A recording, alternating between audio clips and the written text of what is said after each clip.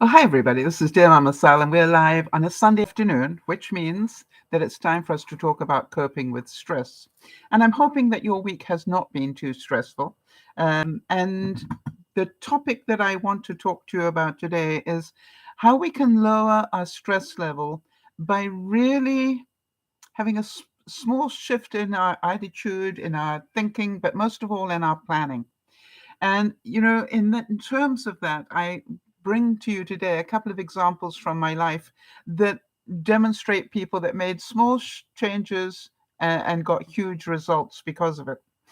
Um, for those of you who don't know, Dear Mama Sal is not just me, it's a group of us who get together 3 times a week to discuss things. And, we live our lives in such a way that we share our stories with the viewers so that you can get an understanding that we all live a similar life. None of us is without stress, none of us is without problems, none of us is living the good life, if you like. We're all doing the best we can with what we've got. And that's my first quote today. It says, do whatever it takes with whatever you have. And that is from moment to moment. And the whole topic today is about that things can change on a dime. And when they do, are you flexible enough to be able to change with them? Thoughts and prayers before we get on to the subjects. I go to Kelly, Eric, and the family after the loss of Reg last week. I got to meet them all and, join in a number of meetings with the family. And, it's just like my thoughts and prayers go out to you. What an incredible amount of love there is. And, to me, it is just like quite amazing that I had the opportunity to be part of all of this with you. And I consider it a great honor. And for those of you who know Sharon, continued thoughts and prayers for her with her father in hospice. Jody, for those of you who don't know, Jody is our admin, and she is here right now, as is Jeannie. Hi, Jeannie. Good to see you as well. And Jeannie did a wonderful job, Jody, on Friday of looking after me while you were not available. But, I wanted to just give a big round of applause to Jody, who on the 9th, that would have been Friday, right? Friday was a big day for you, celebrated yet another year of being cancer-free. That is pretty darn amazing. I think that's 8 now. Am I correct in that, Jody? And, that's certainly a situation that requires that you do whatever it takes with whatever you've got left, right? And boy, do I relate to that one. But I just wanted to say that. And on the same day, it was Anna Marie's birthday, for those of you who know Anna Marie. And today, I believe, is the day a year ago that Jeannie had a surgery for kidney stones, and it's Chloe's birthday, for those of you who know Chloe. So our thoughts and prayers to all of you who may need it, and happy birthday. If you are a regular listener or viewer, uh, and you've had a birthday in June, please let me know, because it means that we don't have you on the database, and I would like to.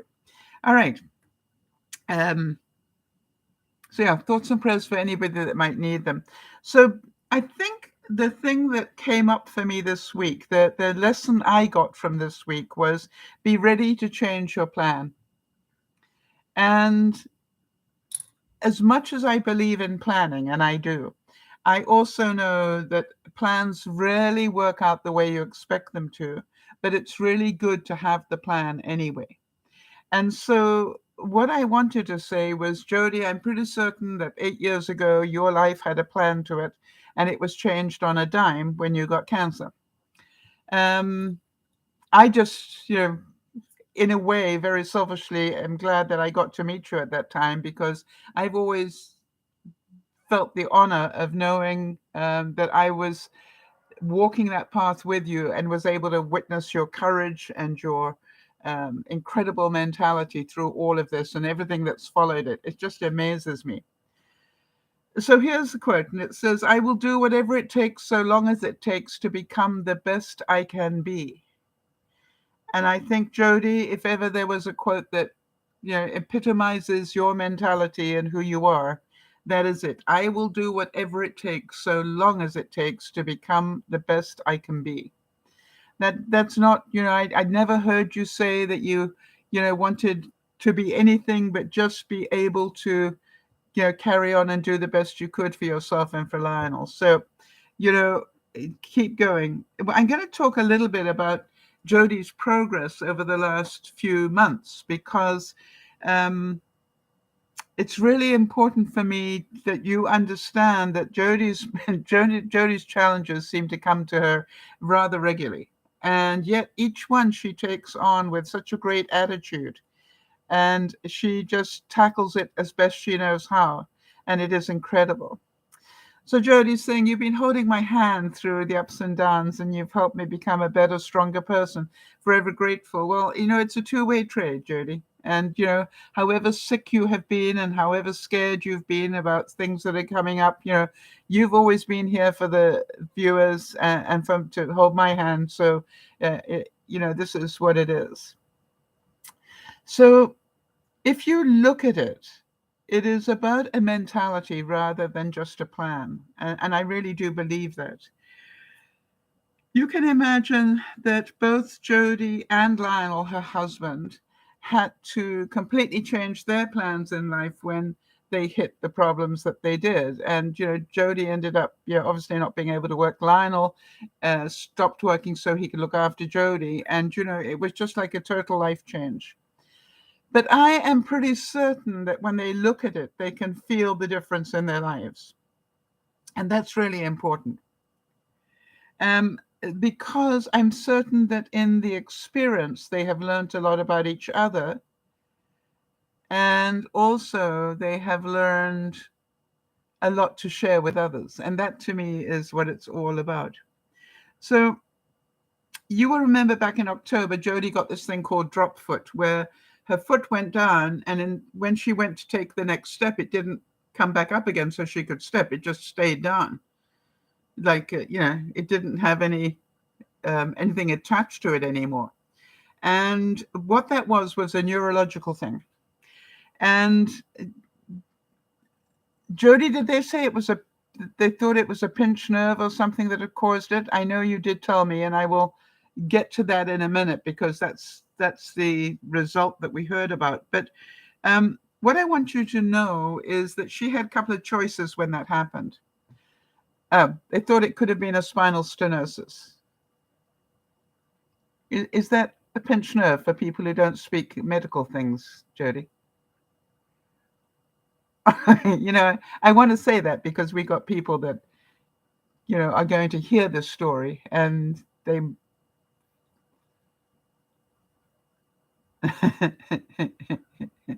they need that in English.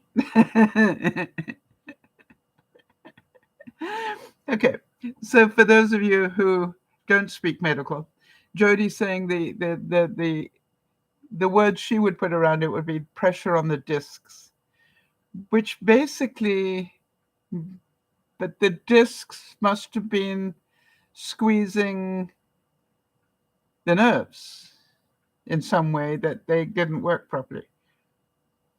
That's what I'm thinking.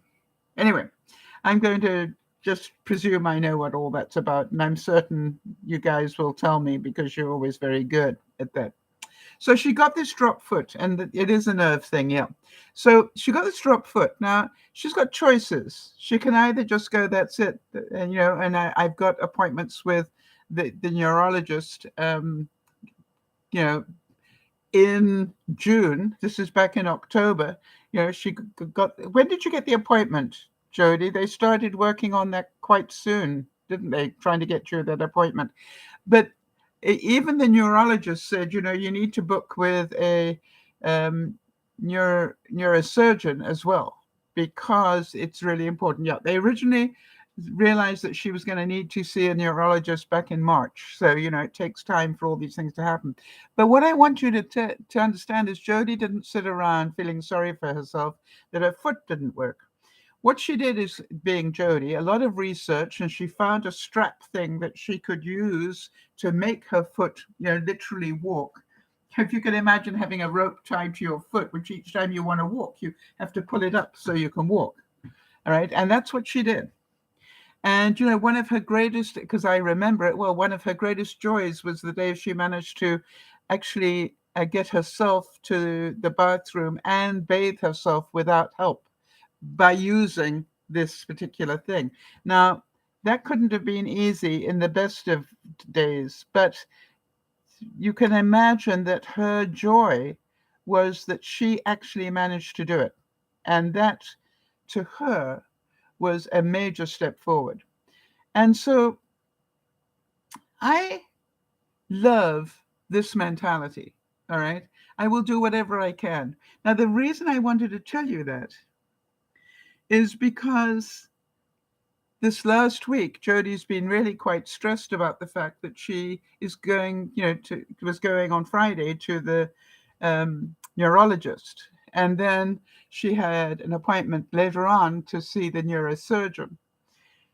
However, by the time she went to see him, she had managed to do enough work, with that strap, and then also she's got an elliptical, a small one, under desk type one, that she could turn on, and it automatically, does the right movement, and that forced her leg to move, and her foot to move, and it's really amazing that she has got use of her foot again.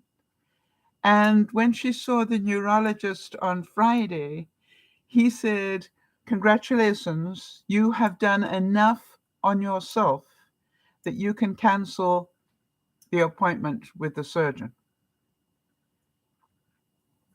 How about that? Right? She had done enough work on exercising the mind connection to the foot by using the elliptical, that forced her brain to keep remembering it needs to move that foot. She'd done enough that she could cancel the surgery. I don't know about you, but that's pretty good news and wonderful work. Jeannie's saying she's got a son-in-law that also has dropped foot and got a special brace which helped him a lot. It was Canadian. We like it. And quite new, about 7 years ago. Yes. Actually, Jodie saw that.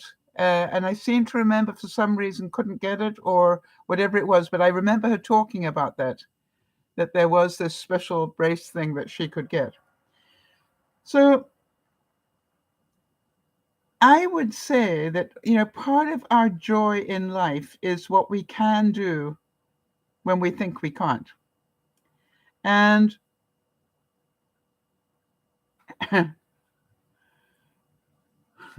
and I think it's important to remember that, that we can do a lot more than we think we can. A lot more than we think we can. And so I want you to take a moment to think about what is it that you don't think you have control over, but you can. Oh, that's interesting. Jeannie's saying, yeah, she was the one that told Jodie about that device. That was very kind of you. So you understand what Jodie did was she didn't say, "I've got drop foot and I can't do anything about it." What she said is, "I've got drop foot and I'll do whatever I can." Yes, and Jodie's saying the price of that particular boot was out of her range, because she hadn't been officially diagnosed yet, and the insurance wouldn't cover the brace at the time. Yeah, but you know something, Jodie? As that first quote said, do whatever you can with whatever you've got. And that's what you did. Oh, and you got the strap as well. So can you imagine, Jodie? I mean, I don't know, but I can only imagine how it must have felt when the neurologist said to you, you can cancel the surgery. It must have been such a wonderful feeling. Such a wonderful feeling. And I am hoping that you also were very proud of yourself for what you had done.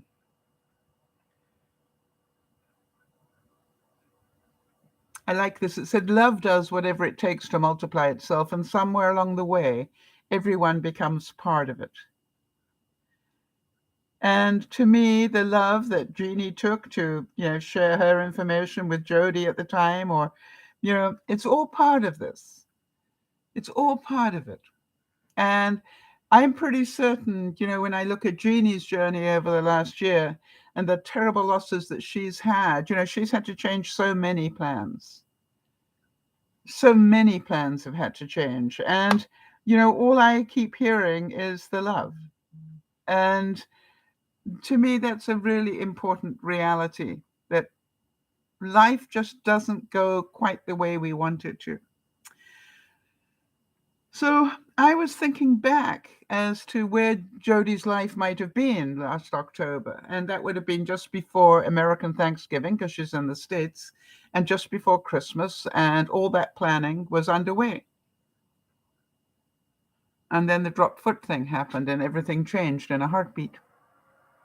Or, thinking about Jeannie's situation, where there she was getting all ready for Christmas, and the day before Christmas, her husband York died. And all her plans changed overnight. And so you look at it and go, how do people do that? How do they drop all their plans and do it? Oh, so I told a mistruth there. Jeannie's correcting me, that he actually died on Thanksgiving morning. Yeah. So you look at it and go, how do people do that? And I'd like to say that they do it because they have to. They have to do it. For Jodi, she had to do something about that foot, or she was going to be totally dependent, and that was not an option for her. Jeannie had no choice but to carry on without York, because York was no longer there. And then boom, just after Christmas, I think, her much-loved dog also died. And so you go, this is horrible. And I was thinking about meeting Kelly again. I originally met Kelly through her mom, who is a neighbor of mine. And then her mom died in January, and I got to meet Kelly, and, over that time. And then, last week her daddy died. And so I got to meet her again and be part of her family for a short space of time. And I was so grateful for that. But, what I wanted to say was that, Kelly hadn't planned this week, that's for sure.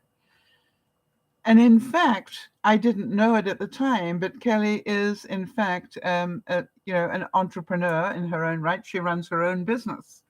And therefore, she needed to close down her business, in effect, for a week as well. And so you look at it and go, nobody plans these things, do we? We don't plan to have these things happen. Which makes me think it is all the more important that we do plan the bits in our lives that we want to get things done. Because at any time, we won't get that option to do those things, because life will get in the way, as we have heard. And so I looked at it and go, there was Kelly, put her business on hold and drove all the way to Canada, because she lives in the States. Drove all the way to Canada, and then spent the week packing up her daddy's things at a time when she is meant to be grieving. She was busy doing the right thing, and doing it with a very, very tight deadline, which was 1 week. And if you think about it, it was a very tough deadline, but maybe that was smart. Maybe it was smart to only give herself a week to get all that done. Now, luckily, as I have said before, most of the downsizing she had already done to get her father from his house here in my neighborhood to where he moved to quite recently, and thought he would live many happy years there. But he didn't. But he did live happy. I definitely am a testament to that, because I got to meet him. But the interesting thing is that she gave herself 1 week to tie up all the loose ends here in Canada, to do with the passing of her father, and to clear out his apartment. Wow. That is pretty tough, in my view. All right. Jeannie's saying, I contacted a friend who I hadn't seen for about 2 years, and we had a lovely meal together with dessert at her house. And we now plan to see each other every 2 months. Good idea. Community. Well done. Yes, and Jody's saying, my heart goes out to Kelly and the family and praying for her. It really is. I mean, any of us can, who've been through this, we know what it takes, and it's not fun. And she did it all in a week. And also, in that week, visited me twice. I mean, go figure that one. And you can be sure that visiting me twice doesn't mean 10 minutes, right? That's going to take a couple of hours because I don't stop talking. So you look at it and you go, these are people, and these stories are about people who've decided to do whatever it takes to get the result they want. And I'd like to say that it's more than just changing a plan. It's changing a mentality. And then yesterday, I had a visit from Yvonne, who comes once a month to help me do the measurements I need to do on my arms to make sure I'm not getting lymphedema. Oh, hi, Kristen. Kristen is joining us, and she's saying, I was definitely drawn to join the live tonight, and I'm so glad I did.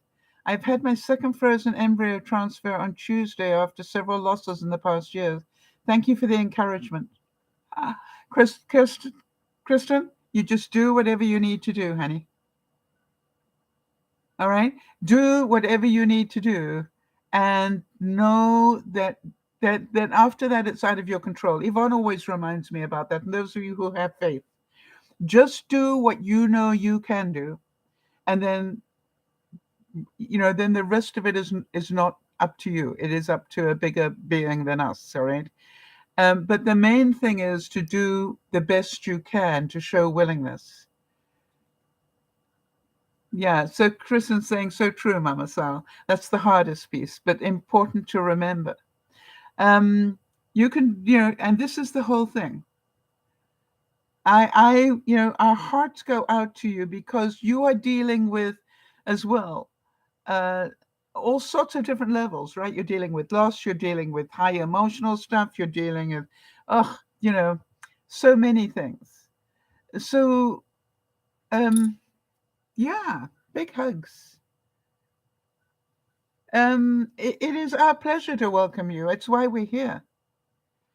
It is exactly why we do this work, Kristen. All right? Because we all have these challenges.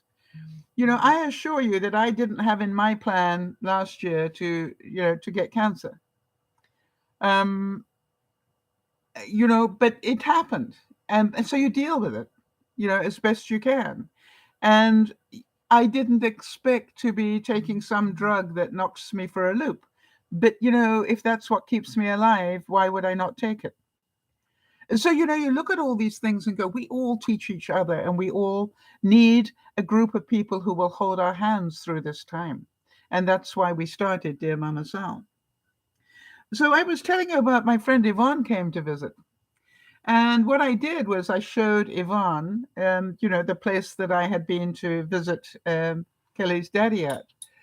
And, Yvonne was very excited about that. And I'm very pleased that I'd found somewhere that looked like might be a fit for me for my next phase of my life.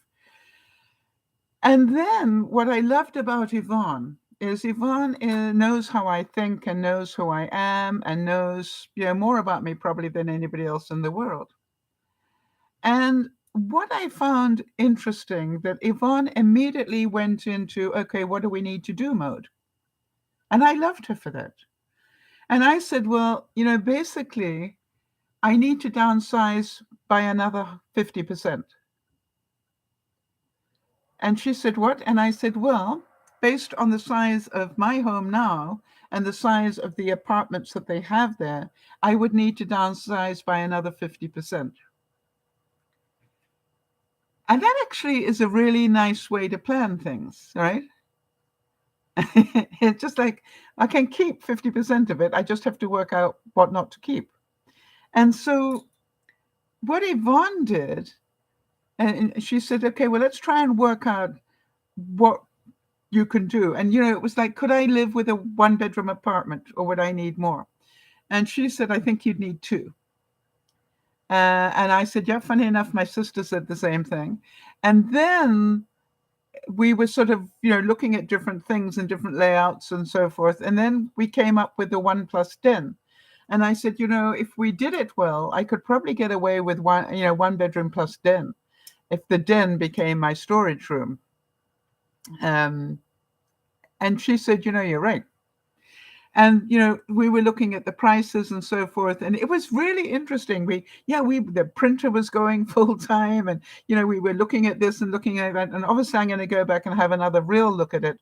And then what I wanted to know was, can I get on the waiting list with the first refusal from now until when I need it? In other words, I obviously won't be at the top of the list, but what I'm planning to do is get myself onto the waiting list now, so that by the time I actually need it, I will be at the top of the list. But does that make any planning sense to anybody except me? Or that they know me well enough where if my need becomes critical, that they will know me well enough to want to help me, because, I'm a nice person. And so this is all about planning. Now, first of all, I've got a shed full of boxes that I haven't basically touched for the last 2 years because of the fire that I had and everything else. So what Yvonne and I agreed on is that, quite honestly, if I could take a really deep breath, the chances are I could nuke just about everything in the shed. All right? But what we agreed on is that I'm going to get, I managed to get somebody to help me on this process, right? I budgeted it. I did all the calculations for the budget and everything, and I budgeted for it. So this person that's going to be helping me, her job is every time she comes is to give me a box and tell me to sort it or throw it. It's like I need to work through if there's anything in there that I must keep, and if not, her job is to take it out of my life. And what she does with it, I don't care. It's called take it out of my life. But then I got to thinking that, there's some things in there that, quite honestly, I may not want to chuck. I may want to sell them. And I'm thinking about, I've got some family silver in there that's actually good stuff, and good stuff that comes from England, and good stuff that has a history. And then I thought, I won't know what is good stuff or not unless I know more about silver. And then what I found out was, guess what? You can now download the app so that you can take a picture. You can take a picture of flowers and it'll, take you to what the flower is and everything. They now have an app where you can take a picture of the hallmark on a piece of silver.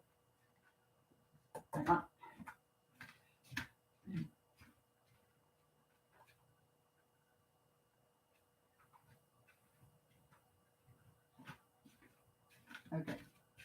All right, so this is a silver, and as you can tell, it's pretty old. And right here, there is a hallmark. And so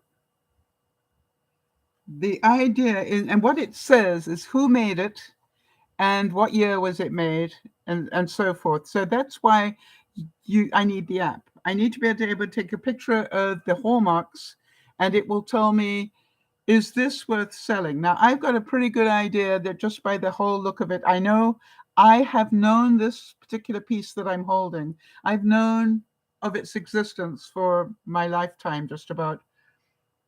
So this is about a minimum of probably 75 to 100 years old, and maybe more. So you understand, that's probably has some value. And I've got a number of pieces like that. So what I want to do is to find out, find those boxes. I think I got 2 boxes with beautiful candelabra and all sorts of things, which you'll get to see. But what I need to do is to get those hallmarks on them that are stamped on them, and find out what the hallmark is and what the value is. So interesting stuff. But again, that takes time, all right? I also need to be able to go through and go, in there I have got just about every bit of, woodworking working tool you can think of. And so therefore, I need to be able to sell that. And the fact that the person who's coming to help me is such a handy person, that's, Kelly's cousin, Ciora, is such a handy person and uses tools a lot. She will have a lot of knowledge about, where I could sell that sort of stuff and, help me with that, I'm sure, especially if a commission is involved. So the thing that we found most interesting, because Yvonne was really, she really perked up on this whole idea. And she said, well, let's work out where the problem areas are. And you know what made what made us laugh? And maybe it'll make you laugh too. I hope so, because that's a wonderful way to relieve stress. But she said, have you thought about how much of your life revolves around the growing, storing and making food? And she said, have a look at it. All your experiments, all hydroponics and everything else, they all take up room. You've got a laundry room, and 50% of the cupboards in the laundry room are full of food, because of the pandemic. You've then got a freezer that would take a couple of bodies filled with food because of the pandemic. So she said, and you're going to be moving to somewhere where they're going to feed you. So not only you will not need the freezer, because they'll give you an apartment-sized freezer just to carry your milk and stuff, but she said not only will you not need the big freezer, you will not need the pantry, nor will you need to be ordering food every week, or the gizmos that go with making food every week. Interesting. So when you look at it, it's amazing, and I'd like you to think about that. Jody, for example, has noticed a huge change in her life because she qualified for Meals on Wheels. And Jody, perhaps you can share with us, what difference has that made in your weekly budget in terms of food or, all those sort of things. But, I had not thought about how much my life would change by not needing to cook. I still will, that. I'll still have my, I definitely, that's what we decided. The most interesting thing to do is to go, what will I not give up? And I can assure you my air fryer is definitely a not give up thing. Yes, Jeannie's saying, do you want to give up all the cooking? No. Perhaps the act of doing it is important. I think it is as well. And the nice thing about where I'm going is that it does have a full oven, a proper oven, apartment-size oven and apartment-size fridge. And the thing is that they do 2 meals a day, lunch and dinner. And, so any snacks that you want, or they actually do, if you up early enough for breakfast, they do what I call a toast type breakfast, a continental type breakfast. And then I think they do an afternoon snack if you want it, not sure what that is, probably tea and biscuits. So, and also they do dinner at 5:30. That's about the time I eat breakfast, So, but all these things, are all changes I'm going to need to make. So when we went through the house, what was really interesting, when we went to my bedroom, basically, I've done a lot of downsizing in my bedroom. And to downsize my clothes by 50% would not be difficult. All right, so Jody's saying, we've been saving at least 50% of the budget, and it's taken the stress off Lionel because he doesn't need to worry about cooking a dinner every night. It's been a blessing. Yes. So, I was looking at it and going, for me to downsize my clothes by 50% wouldn't be that difficult. What I found fascinating was, as we did the tour of the house, with the exception of crafts and food, crafts because I'm a creative person, and food, I basically have done a huge amount of downsizing. And presuming the stuff in the shed all basically goes, except a couple of bits. So that was quite exciting. So now the trick is to go, will I definitely take the kettle? Will I definitely take the air fryer? Will I definitely take the saucepan lid and the other one that's in the dishwasher at the moment? Will I definitely take the Keurig? Yeah, right. We know there's some things that are, that I can do. And Jodie's saying you've worked hard to downsize, but I realize that if you want to make this easy and plan it right, I just need to keep doing it. Last week, some of you saw me take this container that was overflowing with stuff and downsize it down to this. And quite honestly, even now I could downsize it again and probably will need to. But it's just like, that's what I need to keep doing. And what I realized was Yvonne brought me some more banker boxes. And here's what I'm going to do. I'm going to allow myself so many boxes for office stuff. All right. And so many boxes for this and so many boxes for that.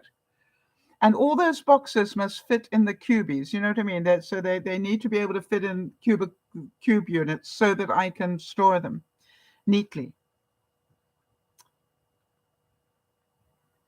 Oh, Kristen's saying, oh, yes, we've been enjoying our downsizing recently. Sounds like it's time for another round. I want to tell you the interesting thing to do is to keep doing it. You know what I mean?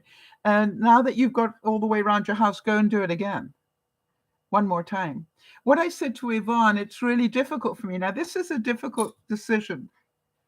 Hang on a second.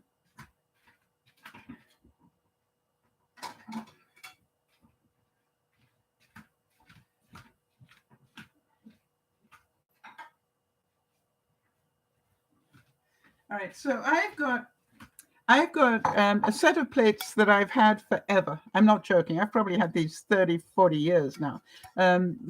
Corel plates, all right? Not a full set anymore, just got some.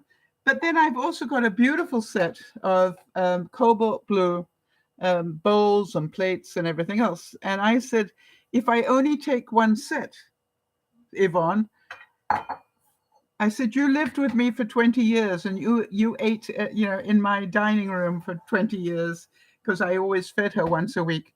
And, I said, which plates do I take with me? And she said, the white ones. I said, but she said initially, you need to take the blue ones. And then I said, but they chip really easily, and I'm going to become more of a klutz. So I've got like 12 of these bowls, maybe more. Maybe I've got 16. I don't know. Anyway, because some of them are blue and then some of them are more what I call the Mexican pattern.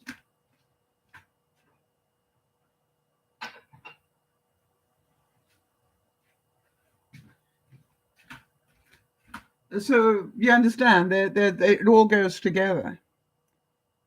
And my sister gave me these, but they are really beautiful. So maybe I do need to take them.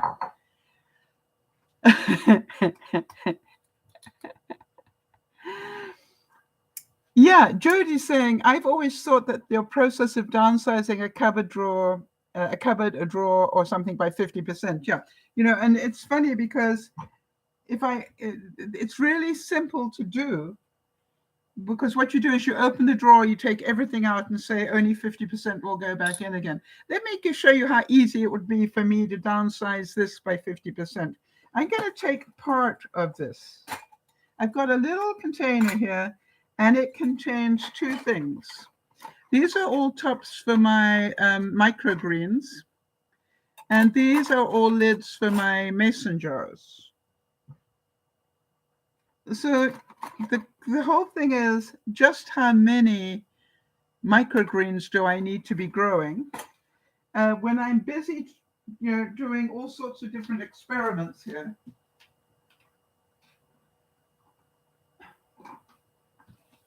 You know, which is, can I grow them in these little containers? And the answer is yes.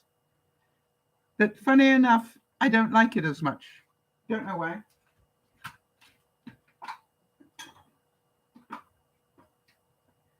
So how easy can I, how many do I really need?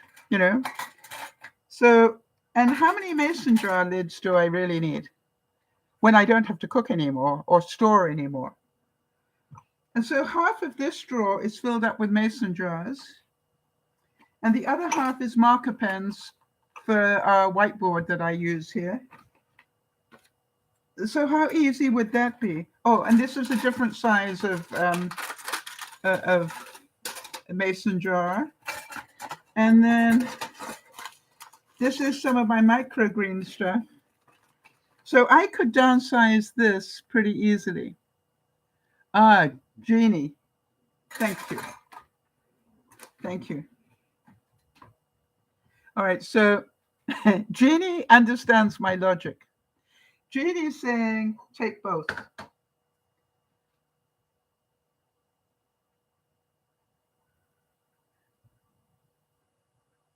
All right, so these are beautiful, but these are functional. So the good news is, if you think about it, I could carefully pack all the good ones into a box that could be in the storage room, not taking up valuable kitchen space. Do we agree on that? Because it really is a complete set, and it does look pretty. And I think I've got 8.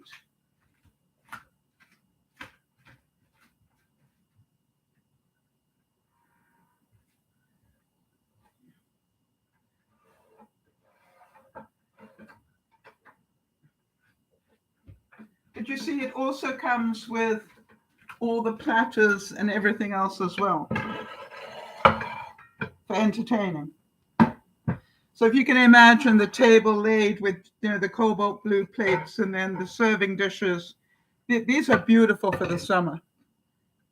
But the question is, of course, how much will I use them? All right. And so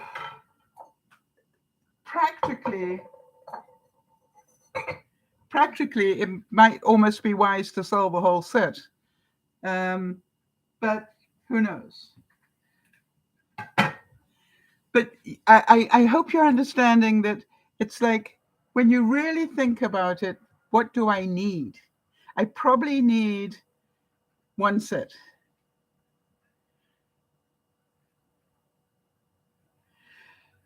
Yeah, actually, it doesn't work like that. Oh, wait a minute, 4 from each set. Oh, that's interesting. Oh, that is interesting. So instead of having 8 of this, have 4. That's actually quite clever. And to keep what I have of the white plates for just everyday stuff. And I don't have a full set of those. Okay, that's actually quite clever. And sell the rest. Good thinking. You see, that's why I love discussing these things. And hopefully it's helping somebody else think through possibilities as well. So this is the other thing. Below here that you cannot see, I've got my original toaster oven, my big toaster oven that's nearly as big as my air fryer, which quite honestly is an air fryer, but they didn't call them that in those days. This is called a convection toaster oven. And it's big enough to take a casserole dish and, a full casserole dish. It was an amazing thing. And it still works. So, I'm going to sell that. And I've got 2 cubies either side of it that contain mostly the electronics that run all my computer stuff here. But it's hidden in a box, so you can't see all the leads and everything. And I've got something on this side, and I really don't know what's in there, so we know it's not valuable to me, because otherwise I know it's in there. I wonder what it is. Hang on. But they're really nice cubies.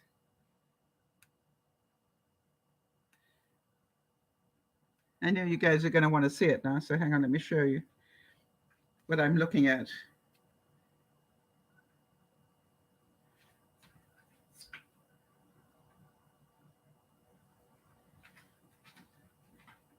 Okay, it would have helped if I had a clean lens, but I don't, but you get the idea. All right, so what you can't see underneath here, I've got a cubie, the toaster oven, the big toaster oven. That's my tablet above it, my phone. It's my clock. There's my phone with my quotes on it. Oh, my phone's in my hand. What am I talking about? That's why I can't see it. But you understand, that's all underneath here. So let's have a look, see what's in this thing that I have no idea about. And do any of you have that situation where you've got something you're going, I wonder what's in there? Now, we know it can't be that valuable to me because otherwise I would know what's in there, but I don't. So let's find flashlight. There we go.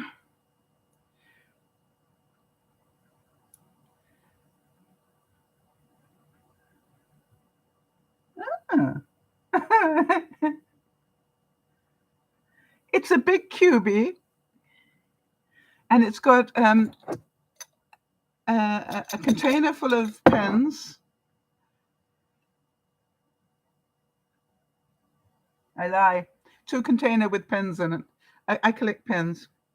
So I don't, but that's what it looks like. I collect pens. So we know they're really nice cubies, and I'm glad I got them, and they'll be very useful for the downsizing. So do you understand the trick is to downsize these and start filling them up with things that I want, the stuff that I need to keep. That's what the plan is. So Yvonne started bringing me boxes already. And why do I need more boxes? Because I need room to be able to empty a box and put it into another one, or to start having different category of boxes so that I can do that easily. So it's all quite exciting stuff, quite honestly. But to me, it was amazing how Yvonne got caught up in it. And she really did. She really got into the moment of it in a big way. Now, the other thing I did was I planned with Yvonne the budget for having somebody help me. And she agreed, or actually she said to me, I think moving sooner rather than later is a good idea. In other words, don't plan 5 years from now, plan to do it within about 2. Give yourself enough time to downsize the next 50%. But on the other hand, be ready. And she said, because I think the life there will suit you better. There's more to do and more people to do it with and so forth. So I said, okay, that sounds like an idea. And so can you understand? I don't need to change my plans a lot. I just need to change 1 or 2 very simple things, which would go stop buying food. Start eating the food in the house and the freezers, right? And stop buying things that I'm not going to use at all. Now, one of the things that is amusing to me is how many light bulbs I own. I know that I've got a box full of light bulbs here in the house, and I've got a big box of them under the house. What do you do with light bulbs that work? But this, I think what you have to do is just sell the whole box and say assorted light bulbs, $10 or something. I don't know. You guys probably do. Now the good news is, interesting. Kristen's saying that she has a slogan which is "Eat the lettuce you buy." You know what I've done? I found out that growing microgreens, a microgreen on your sandwich instead of lettuce is 150% more nutrient dense. Did you know that, Kristen? All right. That 150% more nutritious for you than a piece of lettuce. So what I do,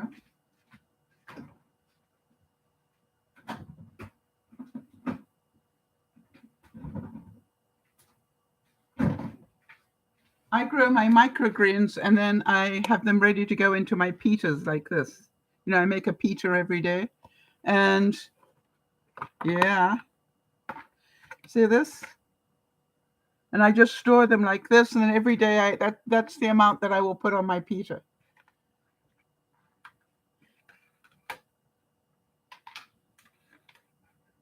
Don't you think it's cute? And would I still do that? Yes, because I love my pita. Pita, pita. Yeah. And I know that it's all the right amount, right? I know my pita is about 3.2 ounces. That's the size of it. That's the right size.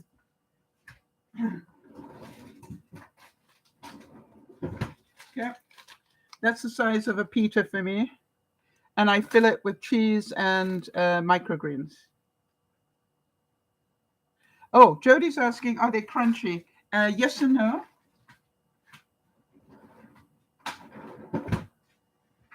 Actually, yes. And it depends on what size. Okay. So hang on a second. Let me show you. You've got the small microgreens and then all over your keyboard. Okay. And then you've got the bigger ones. Oh. Can you hear that, Jody? But the radish ones definitely are crunchy. But they also have that radish tang to it. The answer is yes.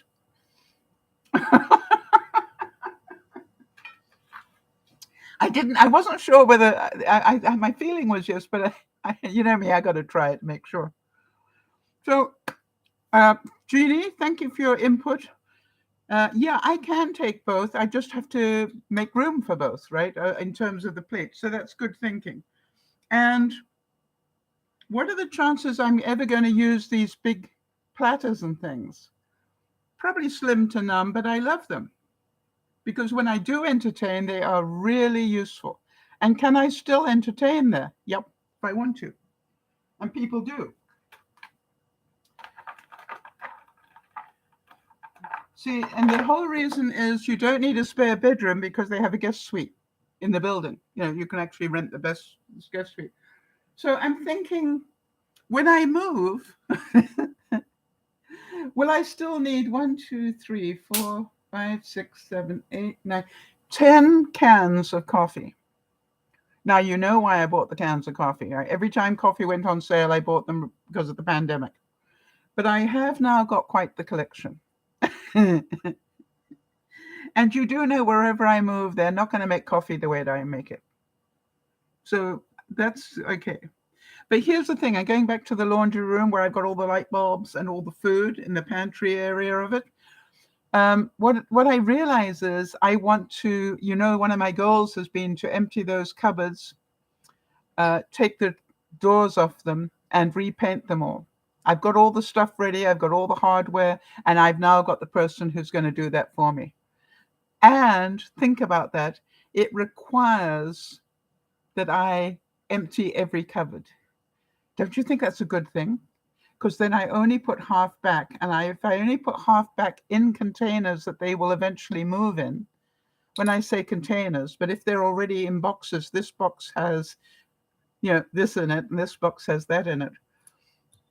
You see, it could be like a major, very useful moment.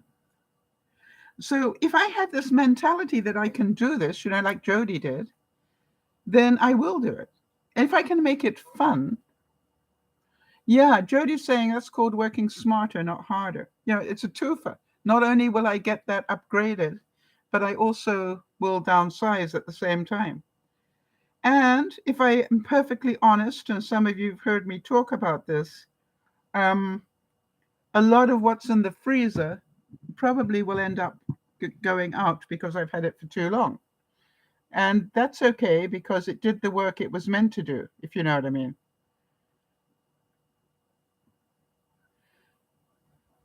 Just bear with me. I've got to find where I put the quotes now. That's not them. So I can see that it's really going to be an interesting process. And what we looked at was that, you know, if you get what I call a 1-bedroom with den, the den doesn't have any windows in it. And who needs windows for a storage room? So I'm thinking this is possible. But as I said, they don't have many of those. And I also want to get a better look a better look at them, because I think they're in the center of the building, which may be darker. So I want to, really go back there and have a good look. So, you look at it and you go, this could be quite interesting. Jodi's saying, I'm excited for this venture and hearing your enthusiasm that the new place brings her joy. And Yvonne said the same thing. But what it does, it gives me a reason to downsize more. But I do know that over and above the cans of coffee I've probably got another 6. I always cut my coffee 50%, whatever was on sale, and 50% with high quality coffee, so that you get the taste of the high quality, but the volume is there. And Jodi will tell you it works incredibly well. It still tastes like high quality coffee. So there are certain things I won't necessarily change, but what I will do is buy the on sale ones less often. Yeah, Jodi's saying you can start the morning latte cart. Yes. Or they actually have, this is the whole thing. They have got, I want to tell you something, Jodi. They have got so many things going on, and a lot of them actually happen in the afternoon, not in the mornings. I was delighted to see that. So let me think. What have I got here? So basically, I would say in those apartments, they definitely have a sink, but it's a single one. They definitely have cupboards, but probably not a lot more than that. They have this stove. So they probably have what you're looking at there. Okay? They don't have a dishwasher. So they basically have about, no, wrong way, Sal. No. Oh, that way. That's it. They probably have that as a kitchen. Oh, including that. But if you're not using the oven is a big storage room. Do we all agree? I mean, the slow cooker would go in there, that sort of thing, right? Do I really need the crepe maker? No, I make my crepes. Right. Will there be room for Nigel the Ninja? There has to be room for Nigel the Ninja. Because Nigel the Ninja comes with the bread making part. I make the dough in here. Yeah, so that's not a maybe. There has to be room. It's like not a maybe air fryer, not a maybe coffee maker, not a maybe Nigel the Ninja. You see, that's the list that I'm going to start now. I'm going to have a book. These are things that I have to have. Now the question is, what else? What else is there, right? What else is in this drawer? Do I really need the pasta maker? The roll thing. Do I really need all the bowls that I've got? So those are decisions. Quite honestly, if I go to this drawer, this is going to be a fun one. You can't see this, but you're going to have fun when I empty this one. This has got so much in it, but it's one of 2. There's another drawer that size underneath it, and it looks about the same. Yes, so some things, right, that's the Marie Kondo thing, right? What is not negotiable? If I can't take my air fryer, my Ninja, and my coffee maker, then really, what's the point? Because I use that every day, twice a day, minimum. Coffee I use every day, twice a day, minimum. Yeah, Jeannie's saying maybe you need 3 different size bowls. Okay, so the question is, you saw that. I can see that you saw that already. Do I really need this casserole carrier? Or maybe they meet up in different people's places. Actually, that could be quite useful. And it does sort of bend down into next to nothing. You see what's the problem is going to be. But do I still need my big bowl? By the way, given a choice, I will always take the glass ones. All right? Why? Glass is the easiest to clean, and it is the most practical. So I would definitely take this. You know, there's some things you buy that just look good at the time. I use this little bowl thing every day, just about. It's funny, isn't it? I just hack all my food in there and go and watch television and eat. So, yeah. So, Jane is saying probably 3 different bowls. Well, I would probably take the very big one, the medium-sized one, and 1 small one. You think? In which case, 2 bowls gone. That's how we're going to do it. So if you can see this, I'm hoping that some of you are going, I think I'm going to try that. But like Jody and her drop foot, if I only do it one day, it's not going to work, is it? And the other thing that I said to Yvonne is the better I do this, the less there will be for you to do if I should happen to drop down dead in the meantime, because we don't know, do we? And so it is an important thing to do. And the other thing is this. Do I still need to make sure I keep my attitude and start going, yeah, it's nice to have all those bowls, but you really don't need them. And then what I've got already, as some of you know, I've got a whole big tote, full of the kitchen equipment that I took out of here when I moved in. I had boxes up to the ceiling of stuff for the kitchen, and I downsized it to what is now in here. And so I've got a tote of spare, spatulas and you name it, it's all there.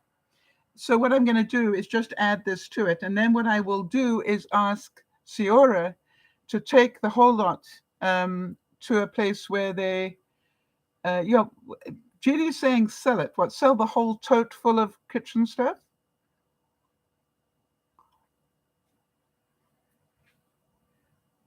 I would probably start by trying that. And if that didn't work, I would then donate the whole lot to a place where they look after refugees coming into the country. And I'll find out where they do that. Should it be through the local church or whatever? In other words, anybody who's trying to set up that they could do that. Ginny's saying, or a yard sale. A yard sale is really hard work. I really have no wish to do that. I might do it on Marketplace, see if anybody wants to buy a whole tote full. And just have one price. Take it all or nothing. But, and keep the tote. I will keep the tote. But you get the idea of what I'm planning here. The trick is to keep doing it and keep focusing on it. Do not buy more bowls, Sal. Do not buy more containers, Sal. Marketplace or Craigslist, both good, or Kijiji, is it? So we're going to find out. I've never done anything like that, so it's going to be quite a big experiment. Who was it that mentioned Tupperware? Kristen? Yeah. Kristen, those corner cabinets like that one there that goes there and then around the corner that people keep? You open it like this and it's got a whirligig in it. Mine is full of plastic. Full of plastic. Because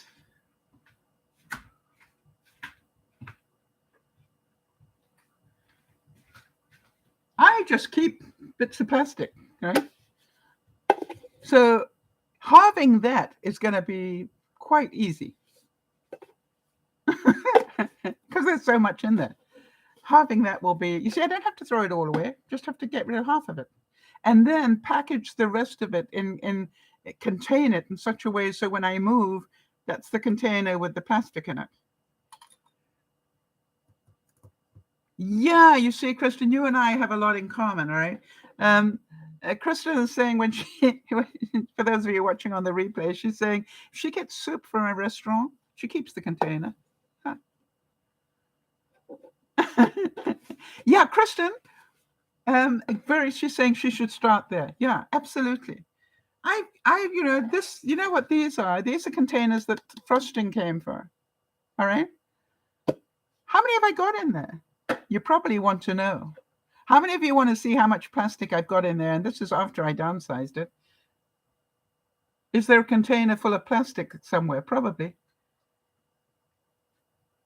But you see, if I've got the bulldog known as Ciora, and I say to her, at the end of today, whatever I haven't taken out of there goes, take it away. And I don't care what you do with it. I just need it out of my life. Now, that would be the ideal because that would downsize my house in a hurry. Jody's saying, I must have 40 soup containers and I've done nothing with them but look at them. Okay, but here's the next thing. One of the most difficult things in the world is for a creative person to throw stuff away. And the answer is because we look at this and we do not see a plastic frosting container.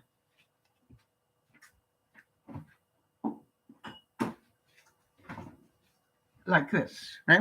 That's not what we see. When we look at this, and the top is here somewhere, when we look at this, how many uses can you think of for this?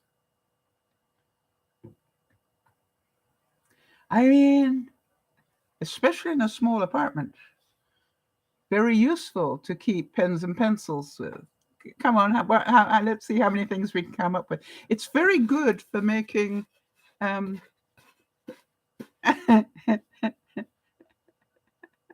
yes, good one. Janie's saying, what about when I give somebody something to eat to take home? They're very good for that. Yes, Kristen's got a 4-year-old. You know, it's a drum for a 4-year-old. You know, and lots of toys will fit in there.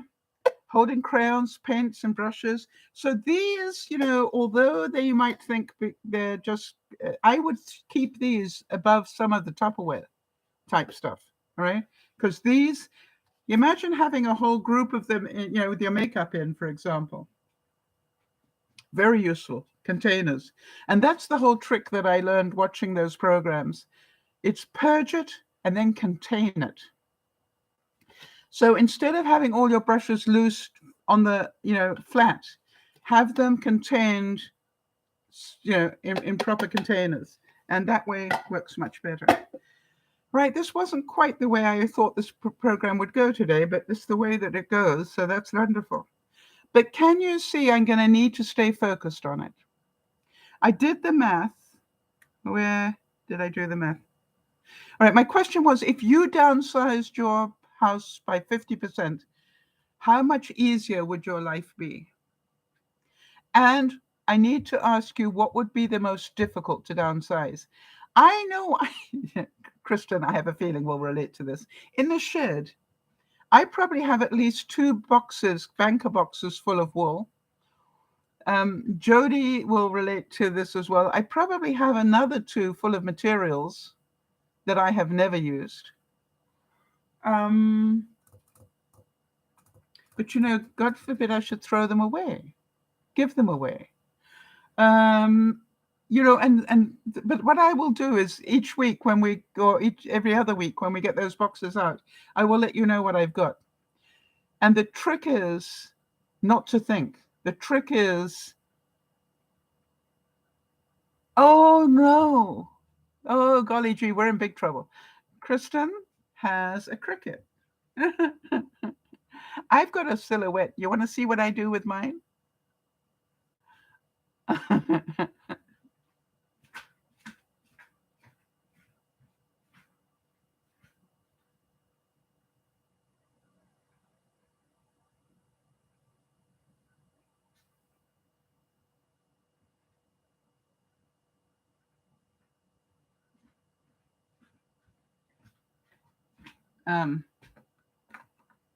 I make Christmas cards.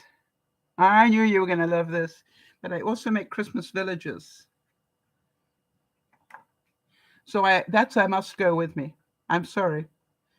You know, this is about, I have to find room for this. Because this is how I stay sane in the winter.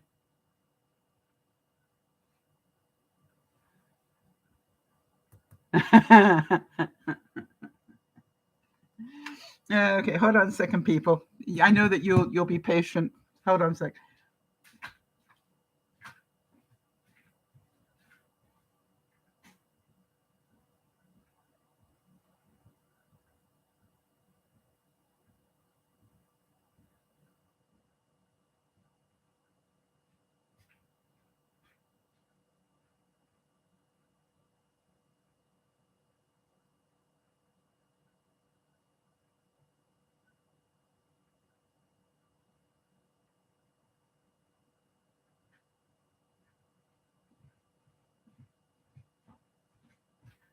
All right, this is just so that Kristen feels at home. Otherwise, you know.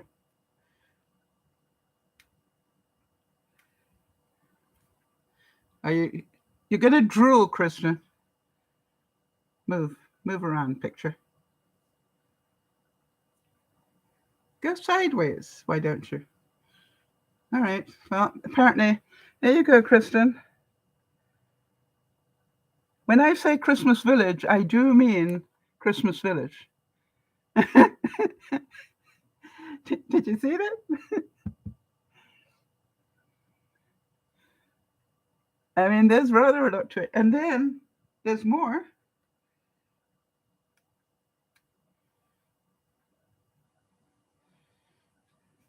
Because there's all that stuff on the top as well.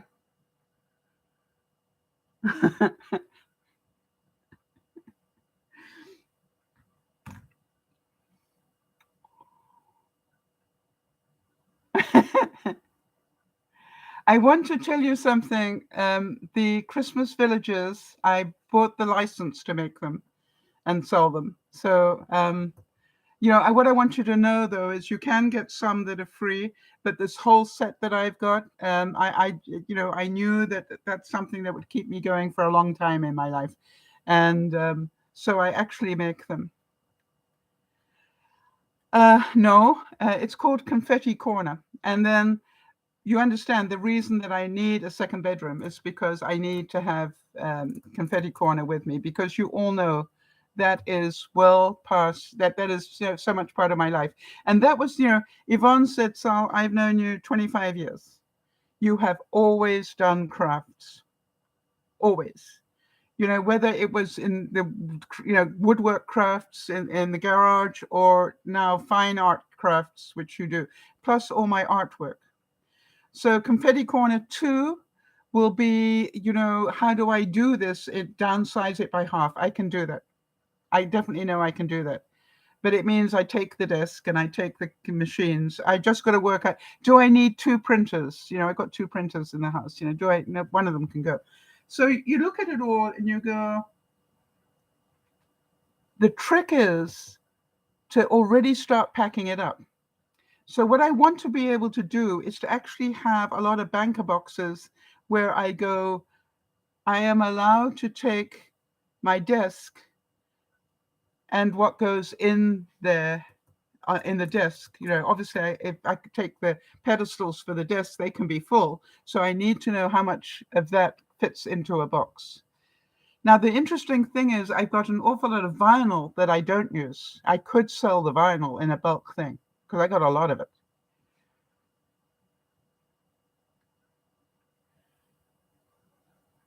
Yeah, and Jody's saying, now imagine all the organizing that I've been doing there. Yes, one of the things, and I've got to say this to Kirsten. Kristen, hang on.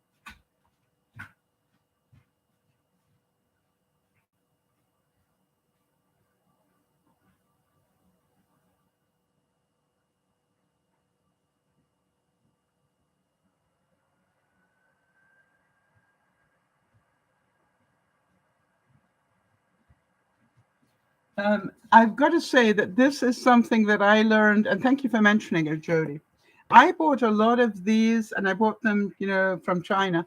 Um, a lot of these folders, because making one of these cards takes 17 different pieces of paper. But what I've learned to do is to put all 17 in one container and then just work on this container. All right. Rather than have 17 bits of paper flying around and doing whatever, I now cut and put it in here. I want to tell you something. It changed my life when I started to do that. Plus, when I sit down and I make these while I binge watch in the winter. All right. Because it's a great thing to make. They used to take me all evening to make one, and now I can make a set of 6 in an evening. But you can imagine they don't all go well, but they are beautiful. And you know, everybody who sees them loves them. So it's a case of, do I want to carry on doing that? Right. So as Kristen so rightly says, it's a calming activity that you can easily become stressful without proper organization. Yes, and that's one thing. That's why I need a second bedroom I can close the door. Because all the crafts I do, the other craft I do is, of course, art. And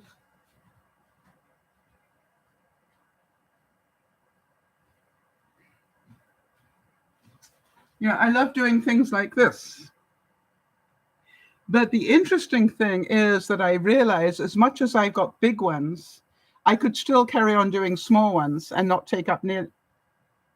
Apparently that's due for a dust. Thank you, God. Yeah. Who wants to dust? It's another reason to get rid of 50% of it. Now, the problem that I have is behind my bed, I have two huge picture boxes full of artwork.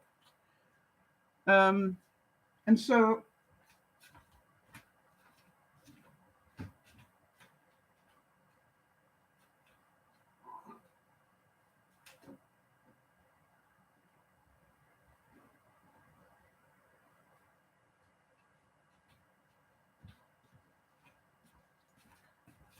the question is, how much do I want to save?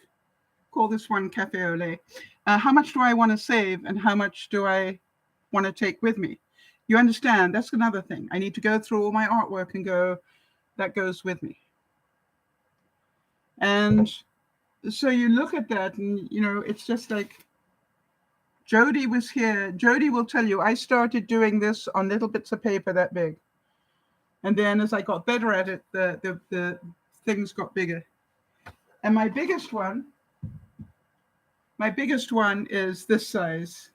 And it's above my fireplace. But it's, it's just like, I know. Oh, you'd go mad in here, Kristen. Got so many beautiful ones. So you can see that the same thing. I just need to open up that box or those boxes of artwork and go, how much do I want to keep? Knowing that I've got half the space I've got now, and I'm already got 2 boxes stored, big boxes. How much do I want to keep?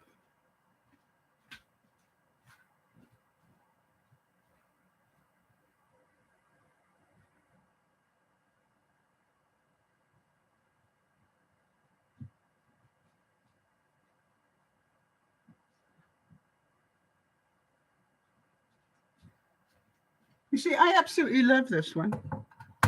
I love the finish on it. Can you see the mirror finish on that? And I did this with a hairdryer, and I love it. So to me, and this was one of the early ones that I did, and it's still one of my favorites. So I've got a lot of stuff that I don't want to let go of. So, but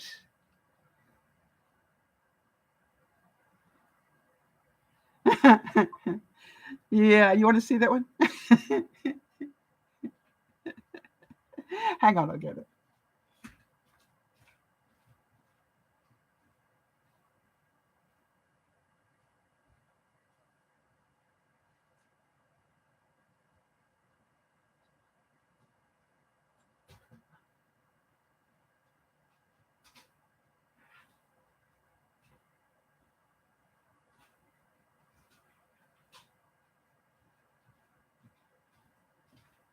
So the story behind this one is 30 years ago, I bought some furniture, but I couldn't find any artwork to match it. So I got a piece of cardboard and I created this.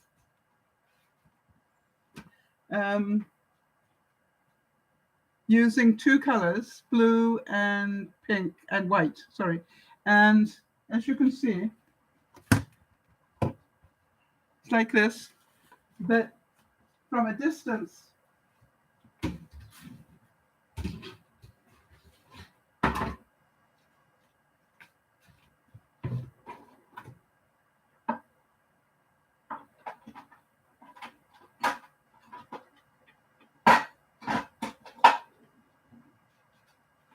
I had a flat spatula. This isn't flat, but imagine it flat. And all I did was I mixed the blue and white and then just went like this. And then I added the pink, so I got a purple transition, and then worked all my way down to just white. I did it over 30 years ago. It's on cardboard. It does not have any gloss on it at all. It's just still the original acrylic. And all I did was put a silver frame on it.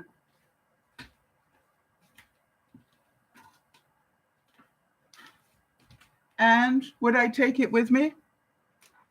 Yeah, I still love it, right?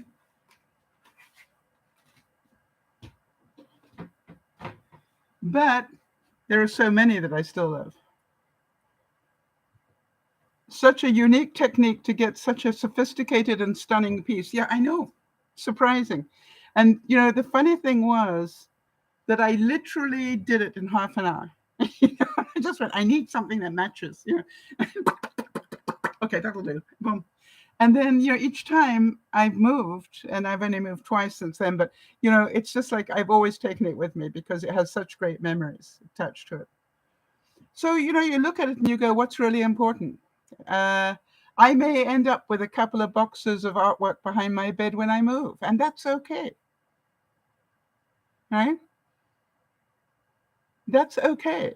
I'm allowed to do that. And one of the things that my sister taught me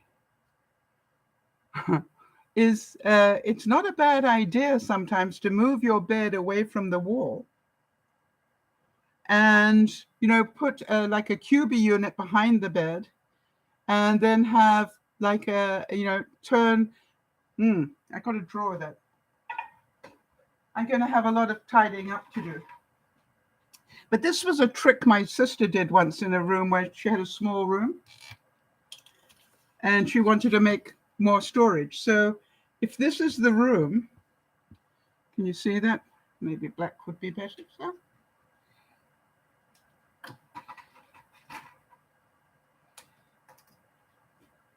Okay, so we're presuming that this is the bedroom. Okay, and what she did was instead of putting the bed like this, right, she didn't. What she did was she put the bed here, and then behind the bed, put a high QB unit right behind it, and then had a whole row of QBs behind that, or, you know, or wardrobes. She had fitted wardrobes put in. But you understand, she created like a dressing room effect behind the bed. And if you think about it, how much room do you really need? And that's the thing, do you really need in a bedroom? You need room for the bed, all right? And then everything else should be usable, you know, for something. And that's what I learned from IKEA. Taught me one thing. You know, it's amazing how every now and then you see one thing and it changes your life. The thing that IKEA said was the biggest, we waste 50% of our home. And if you don't believe it, what they said was go into any room in your house, with the exception of the kitchen. Go to any room of your house and look at the walls and see, other than paintings, how much is above shoulder height? How much are you storing above shoulder height? And in fact, they said in most homes, it is boob height, wasted from that point upwards. And they showed that if you utilized that space properly, you could double your storage area in a home just by utilizing that space, which is why I'm a great believer in QB units, because they are great for storing. You know, the other thing is, as a creative person, I have lots of eclectic hobbies, right? You know, I might not do, at the moment, you know, we made on Friday, we were making wax wraps, you know, rather than single-use plastic. Now, you know, I'll do it this year, but I might not do it again in my lifetime, but I might. I've got a lot of material that I can make. So, but then they're great presents to give to people, and I look at it and I go, how can I use what I've got and turn them into presents? Yes, very good point. Jody's saying that looking at storage ideas in tiny homes can be useful as well. I think one of the best tiny home things I saw was, and I can't do it because I won't own the space necessarily. Oh, yes, maybe I could. Yeah, thanks, Jody. Hang on a second. Two things that a tiny home that I've already looked at, funny enough. One of them is obviously, what if the bed goes up? Right? And you can buy them now, like Murphy beds that just go straight up. So you could have a spare room that has a bed, right, that just goes up. So if you need it, you can drop it down. That's one idea. The other thing that I saw in a tiny house was that you came in here and you took a couple of steps up into this area here. But what they did is they had the whole of this area as a platform, and underneath it was the bed. And the bed actually pulled out. You just moved the furniture down a bit and the bed pulled out. And then during the day, it went back underneath there. And it also, these stairs, they came away, and the rest of it was all storage underneath that platform. So there you go. What's saying here? Cousin saying, some hotels use the Murphy bed technique. I know Disney does. Such a great way to make more space with small. Yep, exactly. The other thing is this. What I was asking myself yesterday, because my mind's thinking like that now. Do I really need a bed? All right. When I say that, what if I get one of those? My living room set is over 30 years old now. What if I get one of those sectionals where one part of it is like a bed? That means I could have a one bedroom.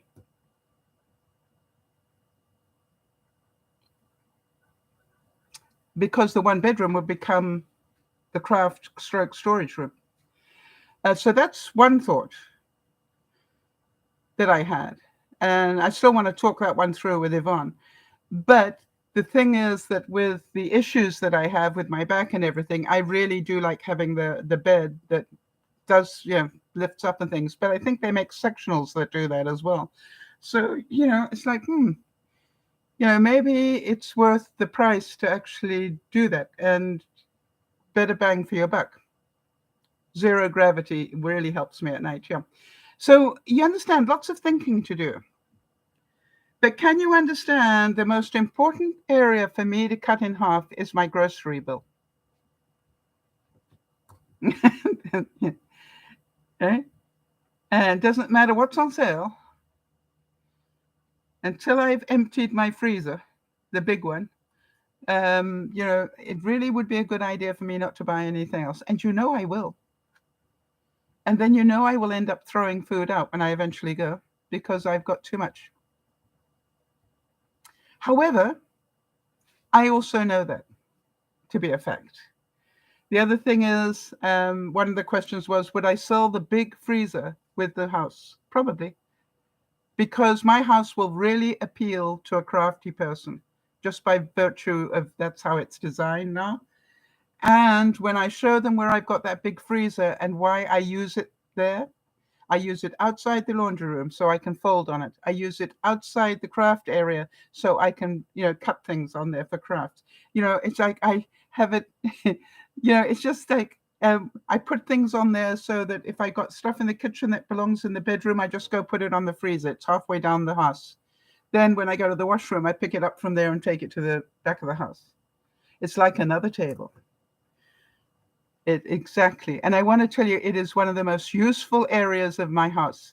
When I have Amazon packages, they go straight on top of the freezer. I unpack them there at this height. And I've got all the, the box cutters and everything ready to deal with it. So, I might well sell it with a house, because I'm pretty certain, although you first of all look at it and go, why would anybody put a freezer in the middle of the house? But the way I've got it set up, it's functional. And that's the whole thing, which is I didn't want it stored in a back room. I wanted to be able to use it.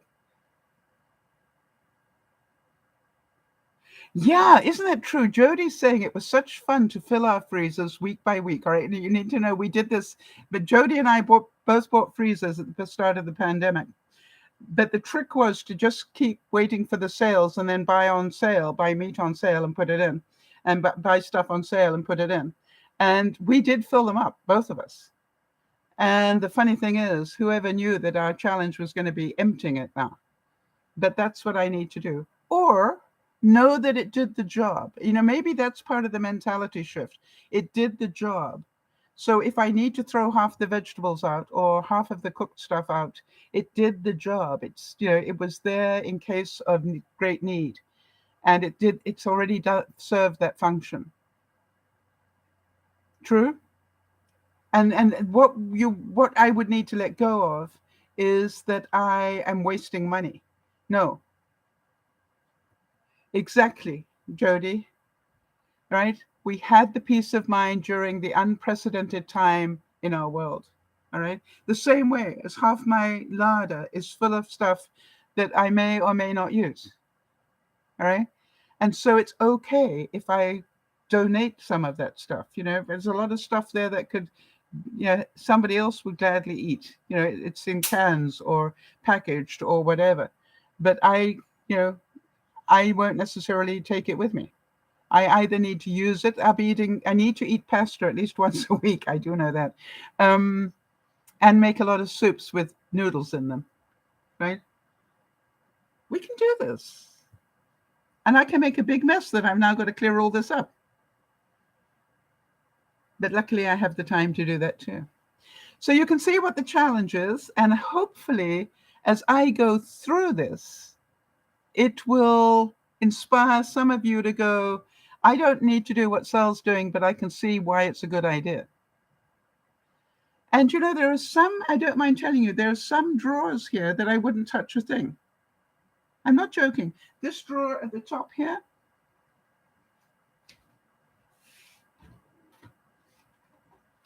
this is one of my better ones.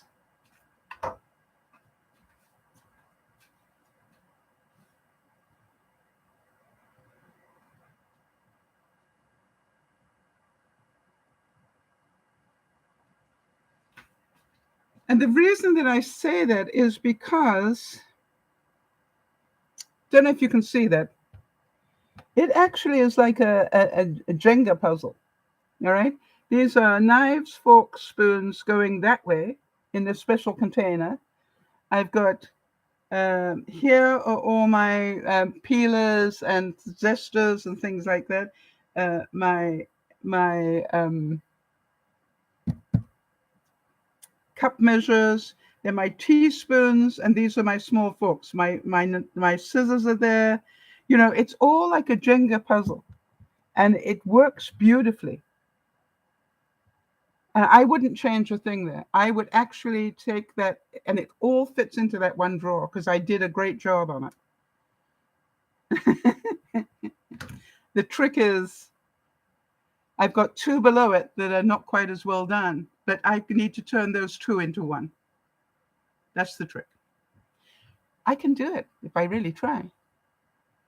And you're going to have a lot of laughs watching me try and do it. So, and how many of you know I'm going to make more mess to clean up for myself every time I do, but I will do it. And the trick is one of two things.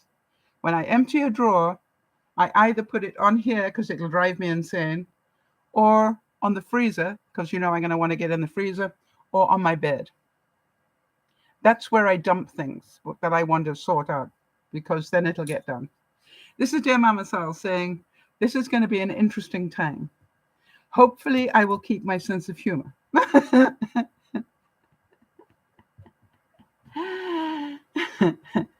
And I do believe that an awful lot of boxes are going to be handed to Siora going, Siora, just take it out of my life. And, let go of the need to sell it. Just take it out of my life, because I don't want to have to worry about it anymore. And yes, I understand I could be making, money on it, but the time that takes, is it worth it? We'll find out. This is Dear Mama Sal saying, hope that it's made you smile a bit. I hope that you understand that just changing your mentality a little bit, hope makes a difference. Jody deciding she was going to make that footwork come hell or high water. If I look at all these things, Kelly, I've got 1 week to downsize, to empty out my daddy's apartment. 1 week. That's what I got. And therefore she did it in a week. And I'm certain they threw out stuff that she could have sold. But I also know that they bought me a lot of stuff. I got a lot of plants and things. So, they gifted a lot of stuff as well. So think about that. You don't have to throw it away. You can give it away or repurpose it to somebody that needs it. This is Dear Mama Sal saying, we'll see you on Friday. Thank you so much, Kristen. Really great to see you. Make sure you give it a thumbs up if you found it of any value, and make sure you click the bell so you know when we're doing the broadcast. Kristen, if ever you lose the link, you just need to type in Dear Mama Sal in YouTube, and it will take you there, and it'll tell you the times that we do the broadcasts. All right? It's got a permanent thing that's there that tells you the time that we do the broadcast. So great to see you all. To Jody and to Jeannie, thank you for adminning us for tonight. And this is awesome. I'm really pleased that this has been of value. And Krishna, I'm so glad you went with your gut and came in to say hello. We will look forward to seeing you some more. This is Dear Mama Sal saying, have a great, great week. Wish me luck with this. I'm going to do it while I binge watch, obviously, because if I try and clean this up in one go, it's going to be nightmare, and I don't want that. I'll see you on Friday. Bye-bye for now.